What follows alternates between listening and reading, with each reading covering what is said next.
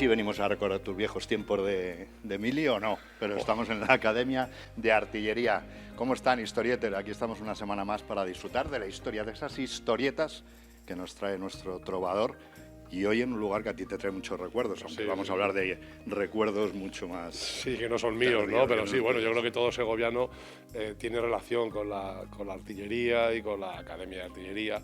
No tanto con el Real Colegio de Artillería, porque tendríamos que ser inmortales, ¿no? Pero sí con la Academia de Artillería, en este lugar absolutamente asombroso, ¿no? En el que yo tuve la suerte, efectivamente, de cumplir con mi servicio militar. Hay que decir que más que artillero era bibliotecario, pero bueno, no se entiende la artillería sin biblioteca. Porque estamos en un lugar de conocimiento, es una sede militar integrada pues, en la ciudad de Segovia, entre edificios, entre viviendas, pero decía yo, un lugar de conocimiento, decías tú, no se entiende sin la biblioteca, tú estabas allí, un lugar donde se estudia, de verdad. Bueno, básicamente la artillería es un conocimiento empírico. De hecho, el origen del Real Colegio de Artillería, en el año 1764, el rey Carlos III le encomienda a Félix Gazola, al conde de Gazola, el establecimiento de un colegio, de un centro de enseñanza de artillería, para centralizar todos esos conocimientos que ya estaban dispersos por España, estaban en Cádiz, entre Cádiz y Barcelona, pero se concentran aquí en Segovia y ocupan el Alcázar, que hasta entonces era prisión real, prisión del Estado y demás, y se convierte en el Real Colegio de Artillería. Entonces, digamos que sí, ¿no? Ese conocimiento es necesario para poder desarrollar la formación de los artilleros, que no nos olvidemos que dentro de los ejércitos, en aquel momento, hoy en día podemos decir que también, pero bueno, en aquel momento tenían que ser los más preparados científicamente de todos aquellos que componían los ejércitos del rey. Pues vamos a retroceder unos años, nos vamos a ir hasta el siglo XIX, prácticamente, para hablar precisamente de esas también idas y venidas a Segovia de la artillería. Y yo quiero que destaquemos también, no sé si decir un carácter elitista de este cuerpo de artilleros. Bueno, es que ser artillero significa algo, ¿no? Entonces, yo siempre reflexiono respecto a la posición en la que está dentro de un combate. La artillería está siempre detrás, ¿no? Entonces, si tú eres un aristócrata y quieres poner el prestigio o puedes poner a salvo a tu hijo, no le vas a mandar a la primera línea, le vas a mandar a la línea de artillería, pero mucho cuidado, que aunque estén por detrás de la línea de enfrentamiento, de la línea del frente, los artilleros caen, cuando cae la línea del frente, cuando cae la primera línea, los artilleros acaban cayendo siempre. Como el capitán del barco, son los últimos que abandonan. Además es que ellos tienen la obligación de destruir las piezas si caen todas las líneas, ¿no? Por ejemplo, en el desastre de Anual no sobrevivió ningún artillero, porque ellos tuvieron que quedarse a destruir las piezas y los moros los mataron a todos. A lo largo de la historia, de nuestro país, decía yo, esas idas y venidas, hay mucho enfrentamiento, por decirlo de alguna manera, a veces de los artilleros cuando les dicen se disuelven en cierto momento, tienen que salir de aquí de Segovia, ellos no están de acuerdo. Quiere decir, hay muchas intrigas que vamos a contar. Pero yo creo para empezar donde estamos ahora, ¿no? Es decir, estamos hablando del Colegio de Artillería, del Real Colegio de Artillería, y estamos en un convento, ¿no? Porque has citado el Alcázar, ese fue el primer lugar. El primer escenario. Entonces, la artillería segoviana o la artillería en Segovia es una historia de amor irrompible, ¿no? No platónico, sino irrompible, indestructible. Es como un amor más allá de la muerte, ¿no? Lo que tiene Segovia con la Academia de Artillería y la artillería con Segovia, ¿no? De hecho, desde el momento en que se constituye el Colegio de Artillería en 1764, es una necesidad de estar en Segovia, que, bueno, los segovianos pueden pensar, ¿no? que la Academia siempre ha estado aquí. Y no es cierto, la Academia ha tenido que emigrar por la complicación de la política y de la historia de España en el siglo XIX, y la Academia, el Colegio de Artillería ha recorrido media España, luego hablaremos un poquito más de esto, ¿no? Pero ha recorrido media España desde 1809, que pone en pies en polvorosa por las guerras napoleónicas, hasta 1856, que vuelven. Entonces, la idea es volver a Segovia. Segovia es nuestra casa y los segovianos luchando para que se quede aquí el Colegio de Artillería, ¿no? De modo que es sorprendente cómo se ha ido moviendo, pero en la mente del segoviano, en la mente de los segovianos, en el acervo cultural, la Academia siempre ha estado aquí, y no es cierto, medio siglo XIX se lo pasan fuera, ¿no? ¿Y tiene que ver el carácter artillero con el carácter segoviano o el talante? Bueno, yo creo, fíjate, que esa altanería que hemos dicho, ¿no? Ese elitismo, no hay que olvidarse que los estudiantes tenían que demostrar su nobleza, ¿no? Para poder ingresar en el Colegio de Artillería con 12 años aproximadamente, ¿no? Entonces, el carácter altanero, ese carácter elitista, ¿no? Sobre todo, ahí diríamos chulesco, no tiene que ver con la esencia de lo que es ser un segoviano. Segovia era una ciudad de caballeros, y los caballeros eran antiguos campesinos que habían evolucionado a la nobleza dedicándose a la guerra. Entonces, ese orgullo de haber sido antes campesinos, haber sido antes no no privilegiados y llegar al privilegio. Bueno, Segovia estaba dominada por caballeros, el concejo de Segovia estaba dominado por caballeros. Pues eso se transmite en la ciudad, lo transmite la población a la esencia del artillero. Los artilleros son un reflejo de lo que es la ciudad de Segovia. La acepción de caballeros se sigue utilizando. Claro, los alumnos son caballeros, caballeros cadetes o caballeros alféreces cadetes, ¿no? También se les llamaba, ¿no? Lugar de conocimiento que tiene que ver con el título de este capítulo que le hemos llamado Los libros prohibidos. Los libros prohibidos. Libros que vamos a descubrir y también vamos a descubrir, lo contaremos después para que ustedes no se vayan.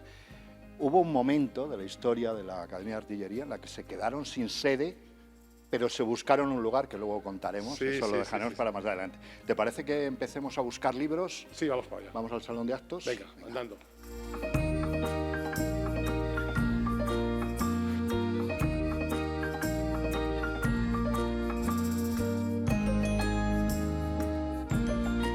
Bueno, pues estamos en el salón de actos. Hablamos del lugar de conocimiento. Aquí, desde luego, casi es como un libro abierto, nunca mejor dicho, porque veo alrededor nuestro tenemos todas las referencias a batallas, a fechas. Aquí está un poco el recorrido histórico de la academia. Bueno, y de la artillería española antes de que existiese ni siquiera la academia, porque estamos viendo San Quintín, estamos viendo Milver, que son batallas donde es importante la artillería, indudablemente, pero no existe centralizado el conocimiento de la artillería. Yo creo que sí que es interesante el hecho de ver lugares por medio mundo, ¿no?, en este salón de actos para comprender lo que ha sido la Academia de Artillería, lo que ha sido el Real Colegio de Artillería y luego cuando se constituye una Academia de Artillería.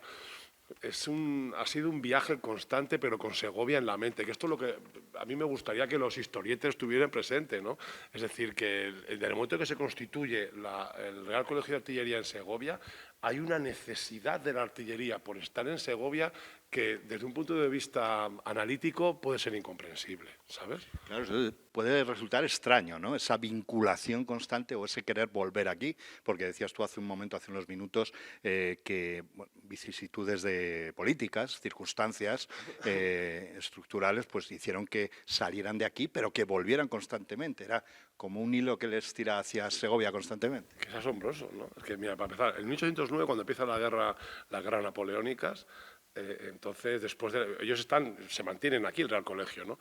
Pero después de la batalla de Bailén, que está ahí enfrente, por cierto, es que provoca la venida de Napoleón a España, bueno, llegan a Segovia, ¿no? El marqués de Tilly, que se convierte en gobernador de toda esta zona, el Colegio de Artillería se larga. Y entonces se larga y está hasta 1814 fuera de Segovia. En 1814 vuelven a Segovia. Y aquí están hasta 1823, cuando ya se produce el trienio liberal y viene el absolutismo con la entrada otra vez de los franceses, ¿no?, de los 100.000 hijos de San Luis que permite Fernando VII que entren en España, ¿no? En ese momento los franceses quieren volver a controlar o quieren acceder a los conocimientos impartidos, ¿no?, en esta academia, porque no hay que olvidar que era un lugar de vanguardia del conocimiento de la artillería. Entonces la artillería empieza un viaje por España que es alucinante. O sea, se van a Salamanca, de Salamanca se van a Orense, intentan llegar a La Coruña, pero no pueden ir a La Coruña, luego se bajan por el sur se bajan, luego entran por Huelva, luego se van a Sevilla y luego acaban en Mallorca. Hasta 1856 creo que es, no vuelven a Segovia, no vuelven, y uno piensa, ¿y por qué se quedaron en Sevilla? ¿Por qué no se quedaron en Mallorca? ¿Por qué no se quedaron en Salamanca? ¿Por qué tienen que volver constantemente a Segovia? De hecho, vuelven y a los pocos años, en 1860, se produce un incendio que destruye el Alcázar. Y lo que hacen es ocupar este espacio en el que estamos ahora, que era el convento de San Francisco. Bueno, el exconvento de San Francisco, porque había sido desamortizado durante la desamortización de Mendizábal y estaba libre de uso, ¿no? Como tantos otros edificios religiosos en Segovia que eran acuartelamientos militares, ¿no? Entonces, vienen aquí. Es cierto que en este convento ya algunos de los oficiales ya ocupaban este edificio como residencia desde unos pocos años antes del incendio, ¿no? Pero ya ocupan el espacio y aquí se quedan. Y de aquí ya no se van a mover. Bueno, sí se van a mover, porque van a sufrir, como hemos dicho, suspensiones y diferentes vicisitudes políticas que van a transformar el lugar o, digamos, la tendencia de la artillería a mantenerse en Segovia. En ese ir y venir de la Academia de los Artilleros siempre han mantenido, no sé, eran como una entidad. Quiero decir, viajaban por España buscando sede, pero mantenían su entidad. Claro, es que es lo que trato de explicar, ¿no? Es decir, es que resulta incomprensible, ¿no? No se llegaba a disolver en ningún momento. Sí se disuelve el cuerpo de artillería en 1873, eso lo contaremos. Luego sobre el vinito lo contamos, ¿no? Sí se disuelve el cuerpo de artillería, pero por cuestiones meramente políticas, ¿no? Pero sí es cierto que en un momento determinado el Real Colegio de Artillería se divide en dos centros, la Academia, Centro de Estudios de Aplicaciones, de Estudios Aplicados, por decirlo así, y el Colegio de Artillería, ¿no? La Academia de Artillería. Es decir, como dos centros educativos para desarrollar los conocimientos básicos, empíricos asociados a la artillería, ¿no? De hecho, por ejemplo, el tiro, pero claro, tú dices, los artilleros no va a ser todo teórico, tiene que haber práctico. El tiro lo hacían en la dehesa, donde está ahora la base mixta, ¿no? Que es a mediados del siglo XIX cuando se trasladan desde la base mixta a lo que hoy en día es el polígono de baterías, que es donde desde allí hacían las prácticas de tiro, ¿no? Por tanto, es evidente que la artillería siempre ha viajado, pero ha viajado con Segovia a la mente. Y ha viajado siempre como centro, como lugar de conocimiento, como decíamos, entre libros, es decir, luego iremos a la biblioteca.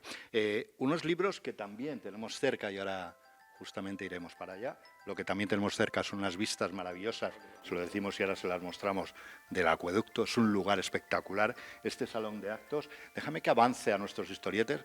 Los libros de las renuncias, eso están justo aquí. Sí, ahí está. Los libros de la renuncia, eso habla un poco del espíritu artillero, ¿no? Ese espíritu que hemos definido como elitista, pero también como comprometido con una idea de ejército que se va perdiendo a medida que avanza el siglo XIX y que se va politizando la oficialidad del ejército. Es decir, en el momento en que los oficiales se convierten más en factores políticos que en servidores del Estado a través de la defensa del mismo, pues el acceso a esa oficialidad va a provocar que estos soldados, estos oficiales, quieran ascender lo más rápido posible, ¿no? Entonces, los libros de la renuncia explican un poco ese compromiso con lo que debería significar el ejército y el proceso de ascenso dentro del mismo. Lo explicamos allí, con ellos delante, les echemos un vistazo, acompáñennos, vamos para allá.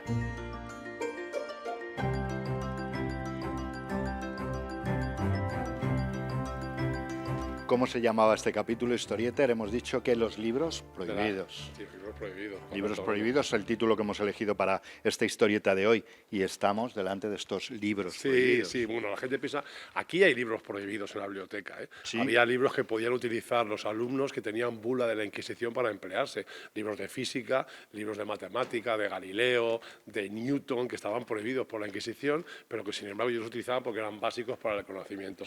Pero biblioteca, no nos referimos, perdón que te interrumpa, no nos referimos a eso, nos referimos a estos, ¿no? Los libros de las renuncias. Sí, de hecho. Vamos a explicar qué son estos libros, Bueno, porque vemos firmas, ¿no? Sí, bueno, de hecho estos libros, fíjate que no están en la biblioteca, están aquí expuestos porque yo creo que forman parte del orgullo y de la conformación del orgullo artillero, ¿no? Bueno, ¿qué es lo que están muy bonitos? Estamos viendo un libro de renuncias, es un libro donde renunciaban los artilleros a cualquier mérito obtenido que no fuese a través del escalafón, a los méritos de guerra. Entonces, ellos eran contrarios a recibir ese tipo de méritos y entonces firmaban este libro renunciando a ese ascenso porque solo aceptaban ascensos a través del escalafón. Ellos firmaban esa renuncia, pero supongo que tendrían presión desde arriba para que no lo hicieran, claro. Lógicamente, porque el resto de armas o cuerpos del ejército español aceptaban y se conformaban con ese tipo de ascensos provocados por el mérito de guerra. El compromiso de la artillería, en este caso con el concepto en sí de lo que es un ejército, a través del ascenso solo permitido por el escalafón, evitando la politización del propio ascenso, el correr en ese cursus honorum por delante de lo que establece la norma tradicional y sobre todo lo que fomentaba el mérito de guerra, que es un belicismo incomprensible, ¿no? Es decir, que los militares quisieran ir a la guerra, porque lógicamente... Para conseguir un ascenso. Claro, entonces el militar debe estar preparado para la guerra, pero no debe querer la guerra, son cosas que son completamente diferentes, ¿no? Están para salvaguardar la paz. Claro, es que si vis pacem para bellum, ¿no? Es decir, si quieres la paz, prepárate para la guerra, pero no fomentes la guerra, ¿no? Si nos situamos en el tiempo, veo este libro, enero de 1910, te iba a preguntar hasta cuándo se estuvo haciendo esto. Bueno, esto empieza en 1891, ¿no? Que es cuando ya empiezan las campañas en el norte de África de una forma más o menos continuada y digamos que se mantiene y es un conflicto permanente dentro del ejército español que divide el ejército entre aquellos que son proclives a lo que luego llamaremos el africanismo militar o el africanismo del ejército español y lo que es la tendencia tradicional del escalafón y el respeto a la tradición del ascenso militar.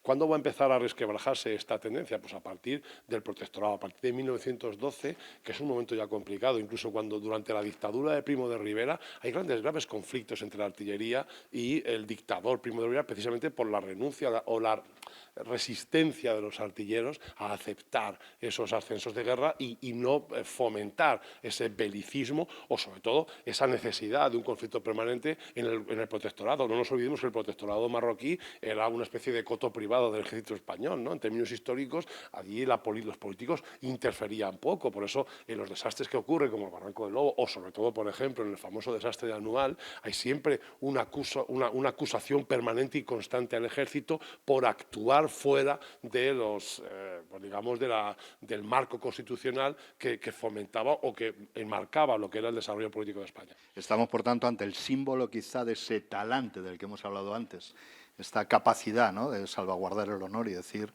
yo quiero ir por el trámite adecuado y no quiero ganar méritos a través de la guerra. Lo que debe ser un ejército. Hemos dicho que un ejército debe estar al servicio del Estado. Y no el Estado al servicio del ejército. Entonces, un militar debe comprometerse con defender el Estado, no debe buscar la guerra para generar un ascenso propio, un éxito personal.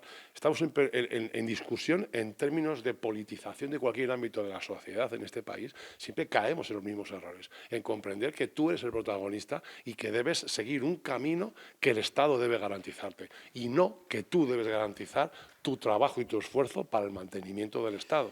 Nos contabas al principio que en los primeros tiempos, para entrar aquí en los alumnos, digamos, que querían entrar en la Academia de Artillería, debían demostrar su nobleza, su origen, de dónde venían, hasta cuándo, es decir, o a partir de cuándo se empieza a democratizar de alguna manera el poder ingresar en una academia como esta. Bueno, cuando se democratiza el Estado, es decir, primero ese señor revolucionario a partir de 1868 y luego ya con la Segunda República, la Primera República y luego la Segunda República. El ejército se vuelve una institución pública, ¿no?, del Estado.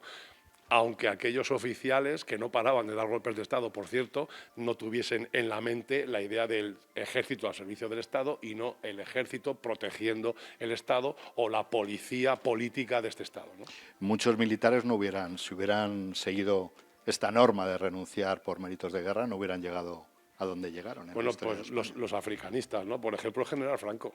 El general Franco jamás en la vida había ascendido al generalato en el momento en que lo hizo si no hubiera sido por esta práctica del africanismo del ejército español de ascender como un Sputnik, ¿no?, por los méritos de guerra. De hecho, esa búsqueda, yo siempre lo pongo en el ejemplo, en la guerra civil, en la batalla de la Granja, esa búsqueda del mérito de guerra, en el caso del general que dirigía aquella división de Ávila, ¿no?, general Enrique Valera, ¿no? Entonces, que se encierra en la Granja, ¿no?, o como luego hace Moscardó, que es ascendido a general precisamente por encerrarse en el Alcázar de Toledo. Esa idea de que el heroísmo forma parte de un extra que debe tener un militar o un soldado español. Cuando uno ve la hoja de servicios de Laoiz y Velarde, que son los artilleros más famosos y excepcionalmente recordados por la Academia, en su hoja de servicios, en la fase de valor, pone se les supone. Y por eso hacen lo que hacen. Pues aquí están esos libros prohibidos, aunque tenemos cita en la biblioteca. Sí. No sé si recuperaremos alguno de esos libros prohibidos por la Inquisición. Vamos a echar un vistazo. Desde luego, estamos ante lo que decimos es el símbolo de ese elitismo, de ese talante artillero. Altanería artillera, no. Yo creo que la defensa de la idea de un ejército al servicio del Estado. Pues continuamos nuestra ruta por aquí, por la Academia de Artillería, en Segovia.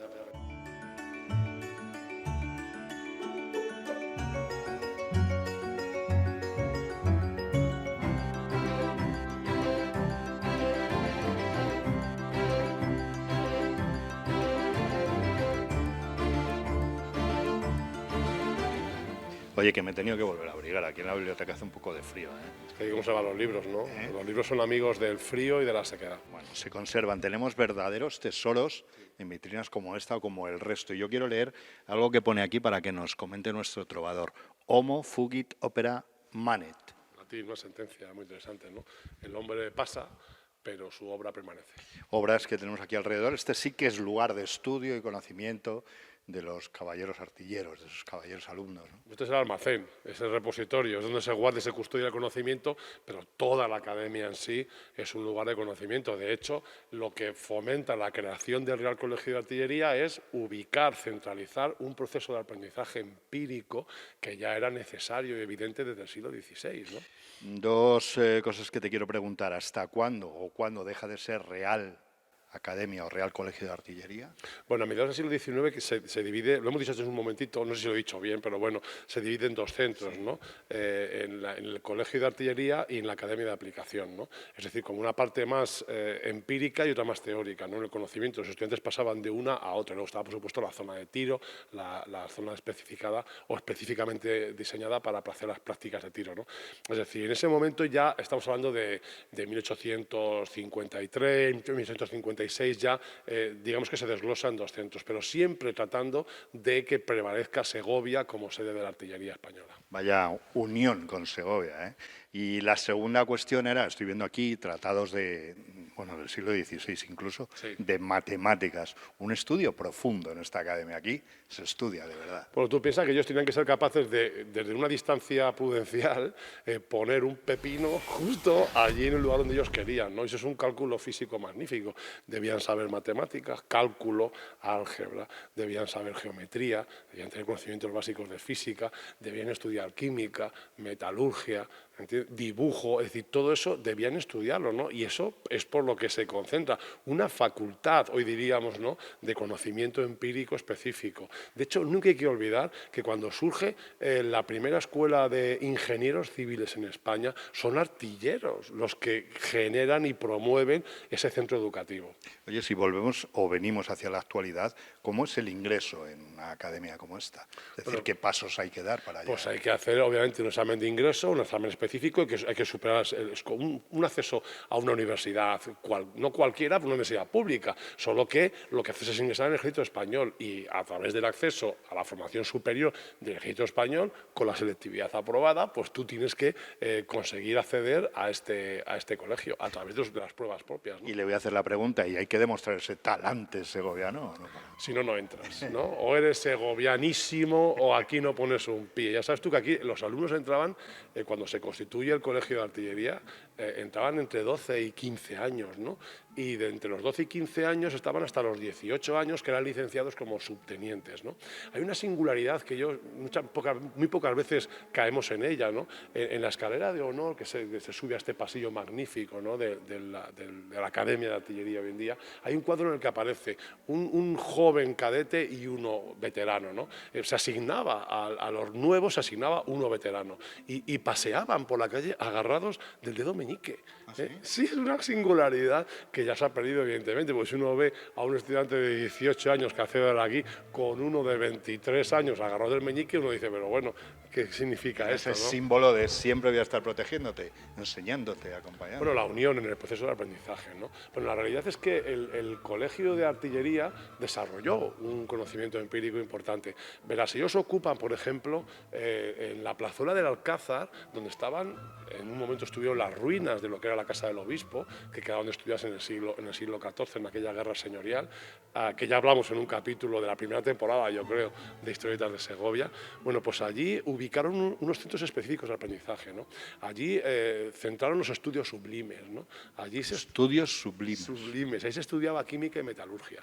Y allí, por ejemplo, fue profesor Luis Prus, que esto muchas veces lo decimos los segovianos, no, porque Luis Prus fue profesor en el Colegio de Artillería. No, Luis Prus fue profesor, hay que decirlo así. Luis Prus es uno de los grandes químicos científicos de la historia de la humanidad. De hecho, en Segovia, en esa escuela de estudios sublimes, fue donde descubrió la ley de proporciones definidas, que es una ley lo estudian todos los niños del mundo cuando empiezan con sus conocimientos de adquirir conocimientos de física y sobre todo de química. Y está en todos los manuales de enseñanza secundaria relacionados con los estudios de la química. Y eso ocurrió aquí en Segovia. ¿Y por qué estaba Luis Prus aquí? Para enseñar y formar a los artilleros. De hecho, las piezas de vidrio que empleaba para sus experimentos en clase, sus clases prácticas, eran sopladas en la Real Fábrica de Cristales de la Granja, con lo cual todo era segoviano del principio a fin. Como para no tener saltanería, desde luego. Ya te digo. Decías, allí aprendían también con Luis Prus los artilleros, sí. Era como una subsede y tenemos que hablarles de una sede casi provisional, oculta, Asombrosa, ¿no? asombrosa, que se lo vamos a contar en el vino. Sí. ¿Te parece que nos estudiemos algo de matemáticas un ratito aquí? Pues ¿O no? sí, yo prefiero este de aquí, el perfecto artillero. Vale, pues vamos a sí, coger este. Que tiene dibujos. Oye, pero si quisiéramos coger, ya que te pregunto ese, evidentemente no vamos a cogerlo ahora, que esto está cerrado y protegido como debe de estar, pero para estudiar un tesoro de estos, para investigar, que tú lo haces habitualmente, un libro de estos, entiendo que hay que pedir un permiso, seguir un protocolo especial, Bueno, pero no muy que tiene acceso. Por supuesto, esta biblioteca tú pides acceso como investigador y como todas las bibliotecas especializadas que hay en España, digamos gestionadas por un ente público como es el Ejército Español, en este caso el Ministerio de Defensa, se te otorga un permiso de investigador y vienes en el horario correspondiente de acceso a la sala de investigadores que está a través de esa puerta de allí y accedes a todos los fondos que hay aquí. Entonces, segovianos y no segovianos, si queréis conocer un poquito y profundizar en los conocimientos de esta increíble biblioteca con más de 40.000 volúmenes, venid aquí no solo a visitarla, también a leer y aprender. Y son esos momentos en los que los investigadores, como nuestro trovador, se les pone la carne de gallina. Cuando abren, entran en éxtasis, flotan, ¿no? Escucha, tengo aquí al lado el perfecto capitán de Álava y digo, voy a agarrar y voy a salir corriendo con él. No, eso no, porque ¿dónde está mejor un libro que en una biblioteca? Bueno, antes de marcharnos, que tenemos cita con esa historia, esa sede oculta y sorprendente de la Academia de Artillería, tenemos el vino, pero tenemos que pasar por un lugar ¿Cómo antes. no pasar? ¿Cómo no pasar Vale, por el claustro? Vamos a ello. ¿Vamos allá? Venga, vamos al claustro.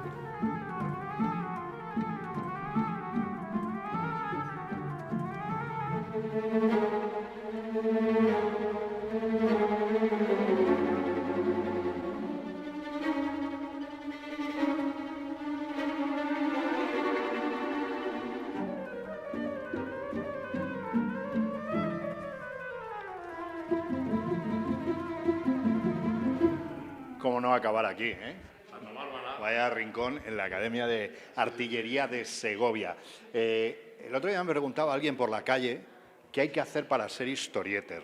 Y le decía, ver el programa, que te guste Segovia, ser segoviano de corazón y preguntar mucho. Y yo te pregunto ahora, cojo esa pregunta y te digo qué hay que hacer o qué hay que ser, cómo hay que ser para ser artillero. Pues hay que ser segoviano, ¿no? Todos los segovianos llevamos en el corazón un poquito de la artillería y los artilleros, ¿cómo se va a ser artillero sin ser un poquito de corazón o mucho de corazón segoviano? Y por eso no podíamos acabar, como decíamos, en otro lugar que en el bar de la Academia de Artillería, que también es un lugar precioso, un rincón precioso, y acabar con algo que tenemos pendiente durante todo el capítulo, y es, nos has dicho en un momento dado que el cuerpo de artillería, en fecha determinada, que nos has nombrado, se disolvió. Sí. ¿Qué pasó entonces? ¿Se integraron los militares en otros cuerpos del ejército? Bueno, en 1873 ocurre esto, justo durante el reinado de Amadeo I, se toma la decisión de disolver el cuerpo de artillería. De hecho, yo creo que es el último documento que firma Amadeo I. No voy a decir las causas de por qué se disuelve, porque esto lo haremos en otra historieta, ¿no? Eso es otra historieta de Segovia, pero sí es cierto que provoca una situación completamente insólita, ¿no? Y es que la artillería se queda sin academia, pero los artilleros permanecen en Segovia, y un aristócrata segoviano les deja un edificio en la plaza de Guevara y allí se ubica de forma no extraoficial o no oficial la escuela de artillería, siguen dándose las clases y son los propios artilleros los que pagan de su bolsillo a los profesores. Vuelvo a decir, a ver quién entiende esto de esa relación tan rara entre Segovia y la artillería. O sea que el centro de conocimiento que decíamos que estábamos no desapareció o no cesó su actividad en ningún momento. Bueno, dura un poquitín, ¿no? Porque luego ya, digamos que abdica Amadeo I y empieza la Primera República y creo que es Castelar el que vuelve digamos, a recuperar el cuerpo de artillería y se recupera ya el Colegio de Artillería de Segovia, que vuelve evidentemente a utilizar este espacio. Oye, Eduardo, ¿crees que quienes nos están viendo, la mayoría de los segovianos de corazón o de nacimiento, son conscientes de esta vinculación que hoy hemos contado de Segovia con los artilleros y de los artilleros con Segovia? Como tantas otras cosas, no. La pregunta es, ¿cuántas veces habéis visitado la Academia de Artillería? ¿Cuántas veces habéis entrado en la biblioteca o habéis visto el Museo de Ciencias que tienen espectacular? en las jornadas abiertas. ¿Cuántas veces habéis pedido el carnet de investigadores o de usuarios de la biblioteca?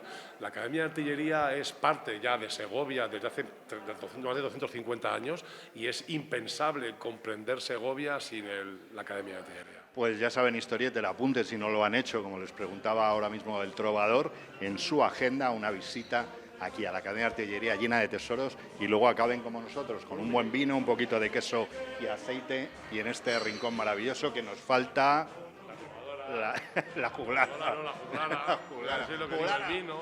Aquí, Vino, hombre, juglara. con el fondo de Santa Bárbara. Vamos a ello.